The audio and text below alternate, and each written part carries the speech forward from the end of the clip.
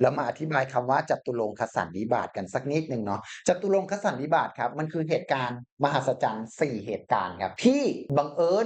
มาเจอกันครับในวันนี้ครับเหตุการณ์อันที่1ครับก็คือมีพระสงฆ์1,250รูปนั่นแหละมาชุมนุมกันโดยไม่ได้นัดหมายแต่ทีเนี้ยมันมีเหตุการณ์อื่นอีกครับเช่นวันนั้นมันตรงกับวันเพ็ญครับวันเพ็ญคือวันอะไรวันที่พระจันทร์เต็มดวงนั่นเองครับซึ่งมันเกิดขึ้นในเดือน3นั่นเองครับฉะนั้นมันตรงกับวันขึ้น15ค่ำเดือน3นั่นเองครับทีนี้นี่คือเหตุการณ์อันที่2เนาะและต่อไปครับเหตุการณ์อันที่3ครับพระสงฆ์ที่มาชุมนุมเนี่ยทั้งหมดเนี่ยเป็นพระอรหันต์แปลว่า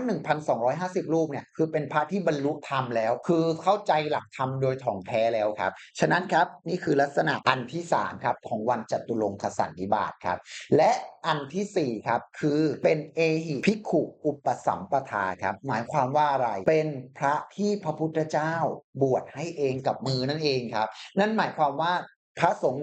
1,250รูปเนี่ยที่มาชุมนุมกันเนี่ยพระพุทธเจ้าบวชให้ครับฉะนั้นครับนี่คือลักษณะของเอหิภิกขุอุปสัมปทาเนาะนี่คือลักษณะของสิ่งที่เราเรียกว่าจตุรงคสันนิบาตเนาะ